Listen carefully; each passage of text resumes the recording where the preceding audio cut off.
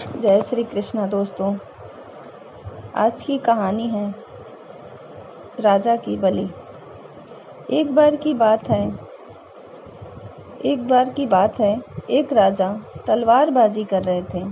तलवारबाजी करते करते अचानक से उनके हाथ में कट लग गया और उनका हाथ कट गया।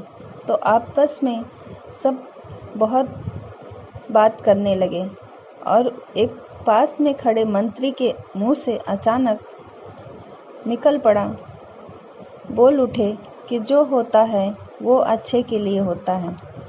राजा साहब चिंता ना करें, जो होता है अच्छे के लिए होता है। यह सुनते ही राजा को बहुत क्रोध आया, बहुत गुस्सा आया। उसने मंत्री को कारागार में बंद करने का आदेश दे दिया और बोला, इसको जल्द से जल्द फांसी पर चढ़ा दिया जाए। इसने मेरा हाथ कटने पे बोलता है कि जो होता है अच्छे के लिए, मेरा हाथ कट गया और उसके लिए अच्छा हो रहा है।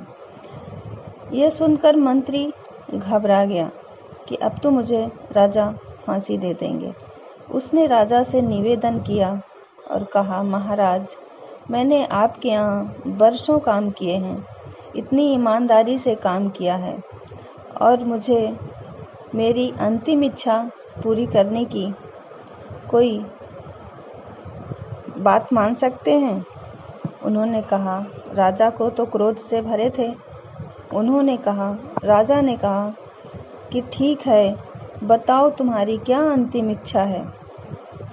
मंत्री बोला, मुझे 10 दिन का समय दीजिए, उसके बाद आप जो चाहें वो सदा दीजिएगा। राजा ने उसकी अंतिम इच्छा मान ली। फिर राजा दूसरे दिन अपने सैनिकों के साथ जंगल पर निकल गए, फिर से शिकार करने के लिए चले गए। लेकिन जंगल में उनके साथ उनका खुद का मंत्री नहीं था और सैनिकों के साथ गए हुए थे। उस जंगल में वो किसी तरह से अपने सैनिकों के साथ बिछड़ गए और रास्ते से भटक गए। बिछड़ने के बाद जब रास्ता भटक गए तो रास्ता ढूंढते ढूंढते राजा एक वनवासियों के बीच पहुंचे, आदिवासियों के बीच, जो बलि देने के लिए किसी को ढूंढ रहे थे।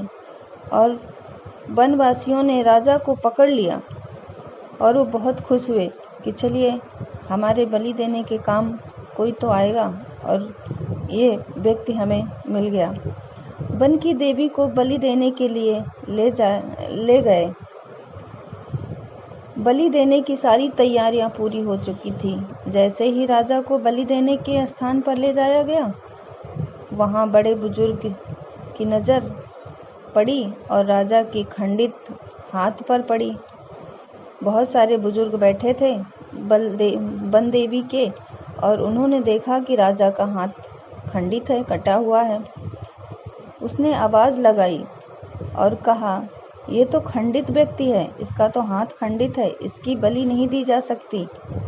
जो वापस वनवासियों को राजा को छोड़ना पड़ा और उन्होंने कहा, राजा जैसे ही वहां से निकला और अपने राज्य पहुंचा, मन ही मन खुश हो रहा था और सबसे पहले कारागृह अपने मंत्री से मिलने पहुंचा।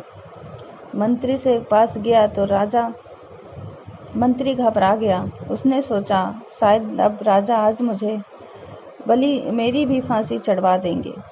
लेकिन राजा ने ऐसा कुछ नहीं कहा और राजा ने मंत्री से कहा, आपने सही कहा था, मेरे हाथ कटने पर जो होता है वो अच्छे के लिए होता है, यानी जो होता है वो अच्छे के लिए होता है। राजा ने फिर पूछा, मेरा तो फायदा हुआ कि मेरी बलि नहीं हो पाई और मैं वापस आ गया हाथ कटने की वजह से, लेकिन इसमें आपका क्या फायदा हुआ मंत्री जी?